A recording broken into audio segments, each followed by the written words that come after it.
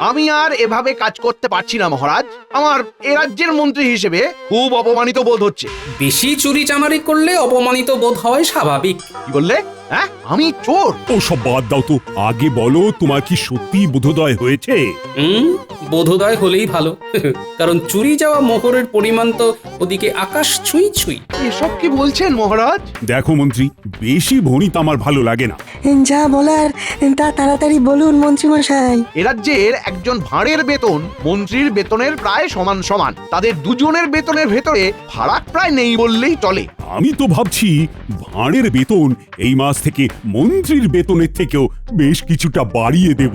মহারাজ, আমি বলতে বাধ্য হচ্ছি, আপনি কিন্তু একটু বেশি পক্ষপাতিত্ব করছেন। কোন রাজ্যে এমনটা হয় না। মন্ত্রী মশাই রাগ করবেন না, আপনি একটু খোঁজ নিলে এটাও জানতে পারবেন যে অন্য রাজ্যের ভাঁড়ের বেতন আর মন্ত্রীর বেতনের ভিতরে কেন অত্যধিক ফারাক রয়েছে। এটা আবার খোঁজ নেওয়ার কি আছে? অন্য রাজ্যের রাজারা তো আর সবাই নির্দিষ্ট একজনের প্রতি পক্ষপাতিত্ব করেন না, তাই সেখানে সবাইকে তাদের পদ অনুযায়ী বেতন দেওয়া হয়। ভুল কথা। আসল সত্যিটা হলো আমার রাজ্যে মন্ত্রীর থেকেও একজন ভাঁড় বেশি কাজ করে, আর অন্য রাজ্যে তো আর সেটা হয় না।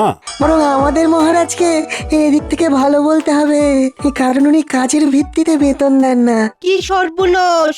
যদি মহারাজ কাজের ভিত্তিতে বেতন দিতেন তাহলে মন্ত্রীমশাই ঘরে একদম শূন্য বেতনে যেতেন। মহারাজ, আপনিও হাসছেন? কোথায় আমার অসুবিধাটা একটু বোঝার চেষ্টা করবেন। দেখুন মন্ত্রী মশাই, আপনি না। থামো গোপাল, থামো। তোমার ওই মাথা ভর্তি টাক আর হাতির মতো। মন্ত্রী, তোমার এতবার বেড়েছে, নিজে একজন সভাসদ হয়ে আরেক সভাসদের চেহারা নিয়ে ব্যঙ্গ করছো। ছি ছি ছি ছি। না না না না না না, এসব আমি একদম বরদাস্ত করব না। বেরিয়ে যাও, বেরিয়ে যাও আমার সভা থেকে। যাও যাও। মহারাজ, মহারাজ, আমার কথাটা একবার শুনুন। মহারাজ, না না, আমার আর কিচ্ছু শোনার নেই মন্ত্রী। তোমার মন কুমানসিকতায় ভরে গেছে। তোমার শুদ্ধাচারের প্রয়োজন। তুমি যদি নিজেকে এই ধরনের মনোবৃত্তি থেকে শুধরে নিতে পারো, তাহলেই আবার এই রাজসভায় ফিরো, না হলে নয়। আমায় মাফ করে দিন মহারাজ, এমনটা আর হবে না। ওই যে বললাম, নিজেকে পাল্টাতে পারলে ফিরে এস। তুমি এক কাজ করো, তীর্থে যাও, মনকে শুদ্ধ করো, তারপর ফিরো। আর হ্যাঁ, অশুদ্ধ মন নিয়ে শুদ্ধতার ভান করে এই রাজ্যে প্রবেশের পর যদি কোনো বাজে কাজে ধরা পড়ো, তাহলে মনে রেখো, তখন এই রাজ্য থেকে সোজা বার করে দেব। যাও যাও, এক্ষুনি বেরিয়ে যাও।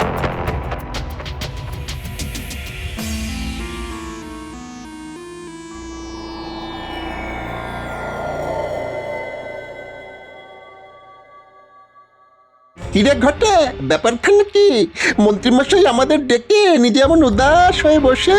কবি টবি হবে নাকি? আমার মনটা খুব খারাপ রে, তার সাথে বেশ রাগও হচ্ছে। কার উপরে? আরে গোপালের চেহারাটা যে হাতির মতো, সেটা বলতেই মহারাজ গেলেন চোটে। আমায় সব সভাসদদের সামনে তাড়িয়ে দিয়ে বললেন মনকে শুদ্ধ করে ফিরতে। ওই দুজনকে আমায় জব্দ করতেই হবে। বুঝেছি বুঝেছি, তাই আমাদের ডেকেছেন, তাই তো? সবই তো বুঝিস, সব কথা কি আর মুখে বলতে হয়? কিছু একটা পরিকল্পনা কর। আমাদের হাতটা গরম করে দিন, কাজ হয়ে যাবে।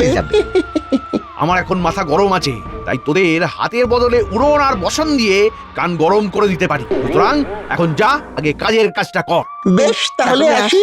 কাল ভোরে এই পরিকল্পনা করে আপনার বাড়ি যাচ্ছি। বেশ হয়েছে, বেশ হয়েছে।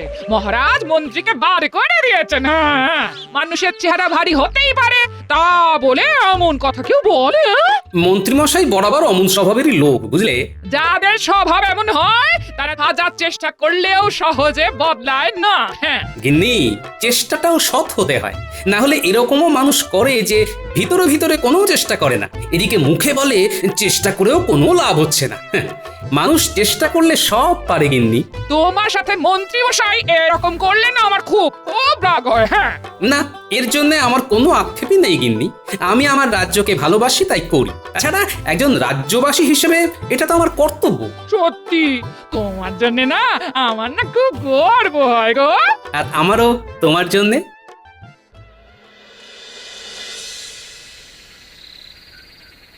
মন্ত্রীমশাই, ও মন্ত্রীমশাই, ওই ওই ওই ওই ওই ওরা ওরা এসেছে, ওরা এসেছে।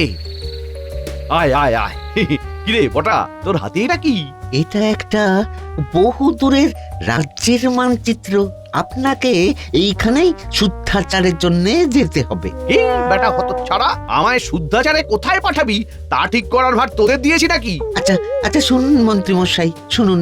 এই মানচিত্রর জায়গায় আপনাকে আসলে যেতে হবে না। আপনি বৌঠানকে নিয়ে ওই নিজের শ্বশুর বাড়িতে চলে যান এবং ঠিক 7 দিন বাদে এই রাজ্যে আবার ফিরে আসুন। তারপর গায়ে সাদা চাদর এবং ধুতি পরে কপালে বেশ বড় সড়ো তিলক কেটে সবাই গিয়ে বলুন আপনি শুদ্ধ হয়ে এসেছেন। আপনার মনে আর কোনো জটিলতা নেই। হ্যাঁ, আমায় যদি জিজ্ঞাসা করে কোথা থেকে গিয়ে শুদ্ধাচারী হয়ে এলাম, আর আমার এই মিথ্যে বলার সাথে এই মানচিত্রটারই বা কি সম্পর্ক? বলছি সব বলছি, শুনুন। মানচিত্রটায় যে রাজ্যটা আছে তার নাম পুণ্যি রাজ্য।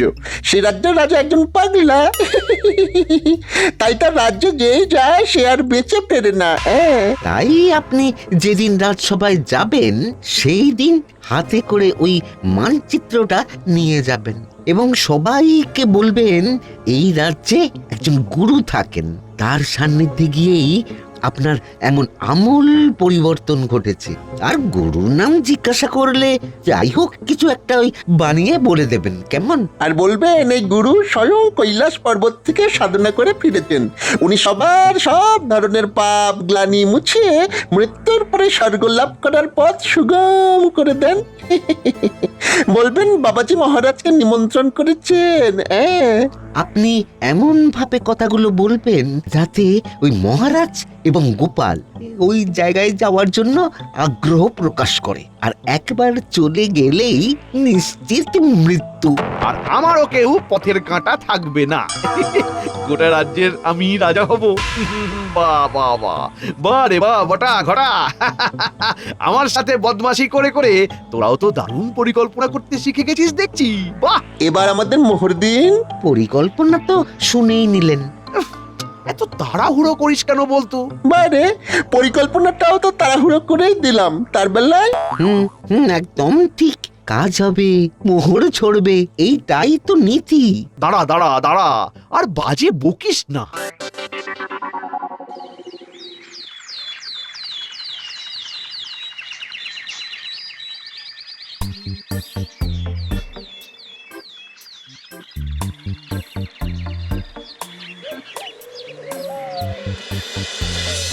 কি বলছো গোপাল? মন্ত্রী সত্যি সত্যি মন পরিশুদ্ধ করতে তীর্থে গেছে? আগে হ্যাঁ মহারাজ, নিজের চোখে দেখে এলাম। বাড়িতে তালা ঝুলছে, আর পাড়া প্রতিবেশীদেরও নাকি বলে গেছে যে সে নিজেকে পরিশুদ্ধ করতে স্ত্রীকে নিয়ে দিন সাতেকের জন্য তীর্থে যাচ্ছে। বাবা, আমার এক কথাতেই যে মন্ত্রী এভাবে তীর্থে যাবে ভাবতেই পারছি না। যাকে এখন মন্ত্রীর সুমতি হলেই হলো, কি বলেন? যা বলেছ। আচ্ছা মহারাজ, আমি তাহলে আজ আসি। হ্যাঁ, বেশ বেশ বেশ। ও গোপাল, একটা কথা ছিল। বলুন মহারাজ। বলছি যে যতদিন না মন্ত্রী ফিরছে তুমি কি আমার রাজ্যের নতুন মন্ত্রী হবে? ও বাবা, ক্ষমা করুন মহারাজ, আমি এই রাজ্যের ভাঁড় হিসেবেই ঠিক আছি। ওইসব ভারী ভারী পদে আমায় বসাবেন না মহারাজ। আমি জানতাম তুমি ঠিক এই উত্তরটাই দেবে। বেশ গোপাল, ঠিক আছে, তুমি এখন আসতে পারো।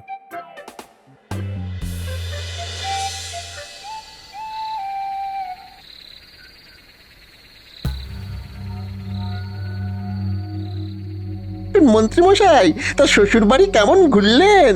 শ্বশুর বাড়ি গিয়ে কেমন শুদ্ধাচার করলেন বলুন? বাজে বকিস না, বাজে বকিস না। এই নিশুতি রাত্রে তোদের কথা মতো ছুটে ছুটে এলাম। এদিকটার কেমন পরিস্থিতি সেটা আগে বল শুনি। মহারাজ গোপালকে রাজ্যের নতুন মন্ত্রী করতে চেয়েছিলেন, কিন্তু গোপাল রাজি হয়নি। এই গোপালটা মহা বদমাস। ওকে এই রাজ্য থেকে না তাড়ানো পর্যন্ত আমার শান্তি নেই। কালকে থেকে সবাই গিয়ে আপনি তো আপনার ওই নতুন রূপ দেখাবেন, সবাই দেখবেন গোলে জল। সবাই ভাববে আমি আমার সব জটিলতা কুটিলতা ঝেড়ে একদম শুদ্ধ মনে তীর্থ থেকে ফিরে এসেছি।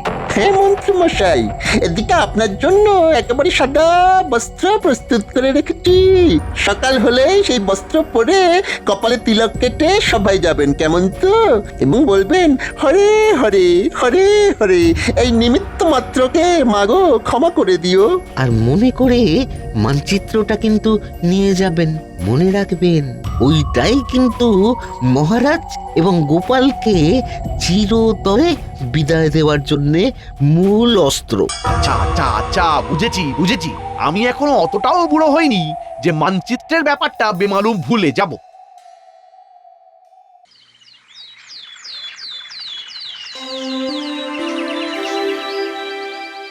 তাহলে সবাই বলছো নতুন পদ্ধতিতে কাজ করতে কোনো রকম অসুবিধে হচ্ছে না, তাই তো? না মহারাজ। বেশ, শুনেও ভালো লাগছে। তোমরা এভাবেই সবাই একে অপরের পাশে থেকে মন দিয়ে কাজ করে যাও। হ্যাঁ মহারাজ।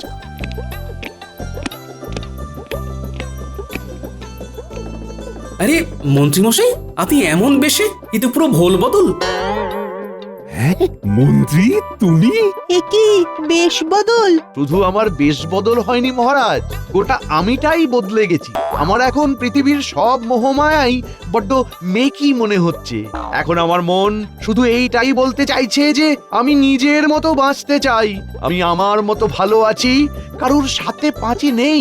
শান্তি শান্তি শান্তি। মন্ত্রী, ও মন্ত্রী, এ তোমার হলো কি? আমি যে তোমাকে চিনতেই পারছি না। এসব ব্যাটার চাল কি না কে জানে। মহারাজ, আমি আপনার কাছে কৃতজ্ঞ। ভাগ্যিস আপনি আমার মনকে শুদ্ধ করে তোলার জন্য তীর্থে যাওয়ার আদেশ দিয়েছিলেন, না হলে তো আমি আমার সকল পাপ ধুয়ে মুছে মৃত্যুর পর স্বর্গলাভ সুনিশ্চিত করতেই পারতাম না। মন্ত্রীমশাই, আপনার স্বর্গলাভ সুনিশ্চিত, এটা কি সত্যি? হ্যাঁ গোপাল, আমি তো আর আগের মতো নেই। আমি আমার সব পাপ ধুয়ে মুছে করেছি সাফ। তুমিও আমায় ক্ষমা করে দিও। এসো এসো, বরং তোমার পা ধরে ক্ষমা চাই। ভুল স্বীকার করতে এখন আর আমার কোনো দ্বিধা নেই গোপাল। তা কে তোমায় শুদ্ধ হতে সাহায্য করলো শুনি? আর তুমি কোথায় বা তীর্থ করতে গেছিলে? এই দেখুন এই মানচিত্রটা, এই যে এই এই এই এই গোল মতো জায়গাটা দেখছেন, এটা হলো পুণ্যি রাজ্য। আমাদের রাজ্য থেকে প্রায় 150 ক্রোশ দূরে এখানে ধুনি বাবার আশ্রম আছে। উনি স্বয়ং কৈলাস পর্বত থেকে সাধনা করে ফিরেছেন। এই বাবার কাছে গেলে উনি এমন এক জল দেন যা দিয়ে স্নান করলে সবার পাপ মুছে গিয়ে স্বর্গলাভের পথ সুগম হয়ে যায়। এছাড়া ধুনি বাবাই বোঝান আসল জীবনের অর্থ কি, মায়া মোহ কাটিয়ে কিভাবে সাদা সিধে জটিলতা কুটিলতাবিহীন জীবনযাপন করা যায়। হরে হরে, মা গো, অপরাধ না নিয়ে ক্ষমা করে দিও মোরে। আর হ্যাঁ মহারাজ, উনি আপনাকেও কিন্তু সেখানে অনেকবার করে যাওয়ার জন্য আমন্ত্রণ জানিয়েছেন। আমিও নিজের জীবনে অজান্তে কতই না পাপ করে ফেলেছি, তাই সেই সব পাপের বোঝা ঝেড়ে ফেলে আমিও আমার মৃত্যুর পর স্বর্গলাভ সুনিশ্চিত করতে চাই। মন্ত্রী, আমি ধনী বাবার আশ্রমে গিয়ে জীবনের আসল অর্থ বুঝতে চাই। আমি ওনার নিমন্ত্রণ রক্ষা করতে চাই। মহারাজ, এত তাড়াতাড়ি কোনো সিদ্ধান্ত নেবেন না। আমার মনে হয় যে পাল, নিজের চোখে দেখছো তো মন্ত্রীর কি আমূল পরিবর্তন ঘটেছে। এরপরে আমি আর ধনী বাবার কাছে না গিয়ে থাকতে পারি, বরং তোমারও আমার সাথে যাওয়া উচিত। আজ্ঞে মহারাজ, আমি? আচ্ছা বেশ, আমিও যাব। আমরাও যাব মহারাজ। না না না, দেখো, সবাই মিলে এক্ষুনি গেলে হবে না। আগে আমি আর গোপাল ঘুরে আসি, তারপর তোমরা দলে দলে যেও। একদম ঠিক।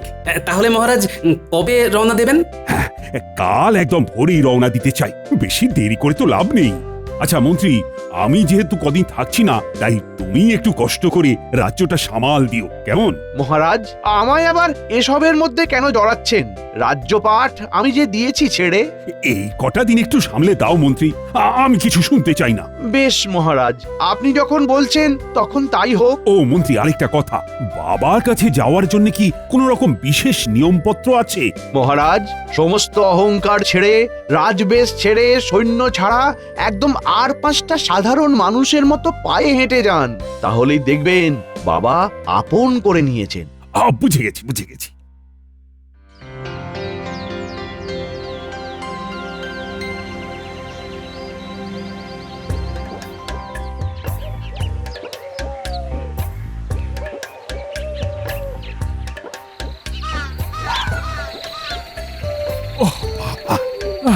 বাবা গো, মা গো, আর কতটা পথ গোপাল? হ্যাঁ, হাঁটতে হাঁটতে পা ফুলে গেল তো। মহারাজ, বুঝতেই পারছি আপনার খুব কষ্ট হচ্ছে, কিন্তু আরেকটু কষ্ট করে ওই বট গাছটা পর্যন্ত চলুন, তাহলে আপনি পুণ্যি রাজ্যে প্রবেশ করে ফেলবেন। ওই বট গাছটা থেকে শুরু হচ্ছে পুণ্যি রাজ্য। গোপাল, ও গোপাল, আজ রাত্রিটা থাকবো কোথায় বলো তো? ওই বট গাছের নিচেই কি কাটাতে হবে? হ্যাঁ মহারাজ, আপাতত তাই তো মনে হচ্ছে, কারণ ত্রিসীমানায় তো কোনো বাড়ি দেখছি না। আর মানচিত্র অনুযায়ী আমরা পুণ্যি রাজ্যে প্রবেশ করলেও বাবার আশ্রম আরো খানিকটা দূরে রয়েছে মহারাজ, যেখানে আপনি কাল সকালের আগে যেতে পারবেন না। বেশ, তাহলে গাছের নিচেই রাতটা কাটাই আর কি। পুণ্যি রাজ্যে এসে পুণ্য করতে একটু কষ্ট তো সইতেই হবে। একদম চিন্তা করবেন না মহারাজ, আপনি নিশ্চিন্তে ঘুমন, আমি জেগে আছি।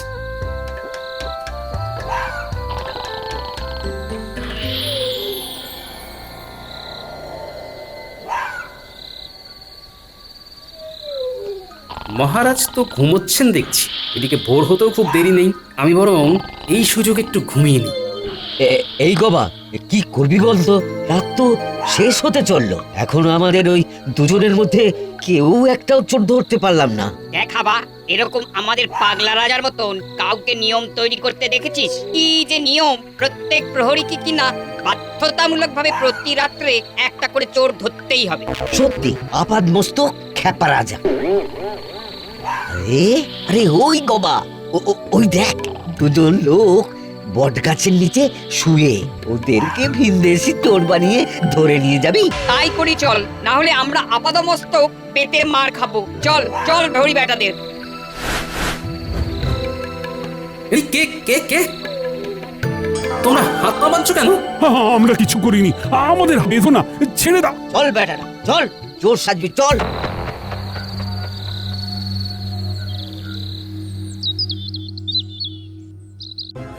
আমাদের তোমরা ছেড়ে দাও, আমরা চোর নই। আরে জানি জানি, সে তখন থেকে এক কথা বলে কানটা ছাড়া পালা করে দিল। আহা, জানোই যখন চোর নই তখন ধরে রেখেছো কেন? এই আড্ডা আমরাকে নিয়ে তো ভীষণ মুশকিল হলো, ঠিকঠাক করে কথাও বোঝে না।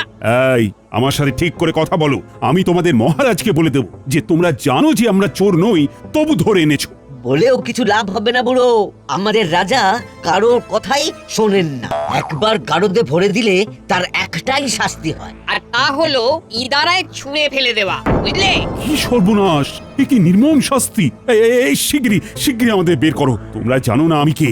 আমি হলাম... মহারাজ থামুন থামুন, এক্ষুনি পরিচয় দেবেন না। গোপাল, কি বলছো? এক্ষুনি না পরিচয় দিলে মেরে ফেলবে আমাদের। ভয় পাবেন না, আমি আছি। ইতিমধ্যেই ফন্দি এঁটে ফেলেছি, সময় মতো সব বলে দেবো। কই কই আমার ভিনদেশি চোরেরা সব কই? এই যে রাজন, এই যে একদম গারদের ভিতরে। বাবা বাবা বাবা বাবা, আমাদের পুরোহিতকে ডাক দাও, শাস্ত্র পাঠক। তারপর সব ব্যবস্থা হয়ে গেলে এদেরকে ইদারার সামনে ফেলার জন্য নিয়ে যাও, আমি মজা দেখবো। গোপাল, তুমি সব শুনলে তো? ভয় নেই, আমি আছি মহারাজ।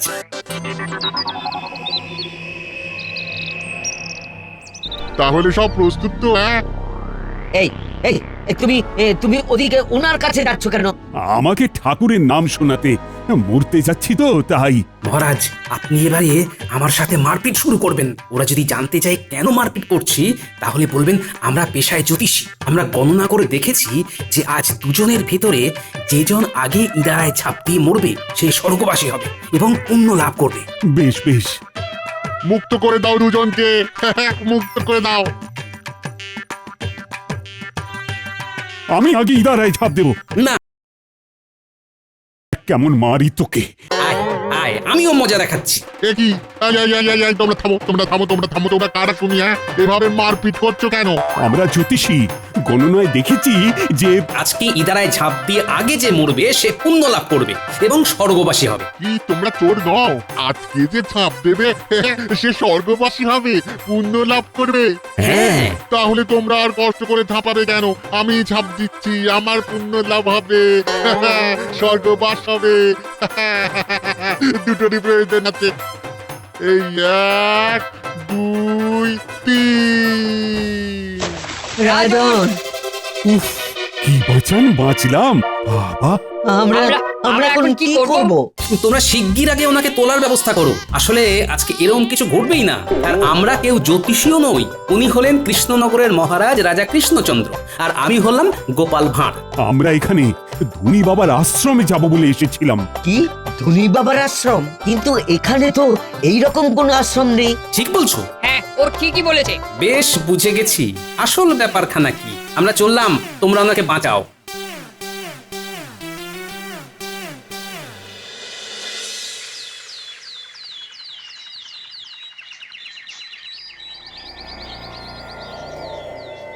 রে তাহলে এই দুদিনে দুজনেই পটকে গেছে বল? পাগলা রাজা কাউকে আস্ত রাখে না, সবাইকে জোর অপবাদে ইনারাই ফেলে মারে। সব এখন ছাড়তো। এইদিকে ওই দুদিনের ভিতরেই মন্ত্রী মশাইয়ের চুরি করা মোহরের সংখ্যা দেখো, 9 করে 700টা। কি কাণ্ড দেখেছো? সব বেটা মন্ত্রীর ভড়ংবাজি। চলুন এবার ভিতরে যাই। এই বেটা মন্ত্রী, ষড়যন্ত্রী, এসব তোমার বদমাইশি। চলুন মন্ত্রী মশাই, এবারে আপনাকে ইদারায় ফেলবো। ওরে বাবারে, ওরে বাবারে, ভূত ভূত ভূত ভূত! ঘটা পালা।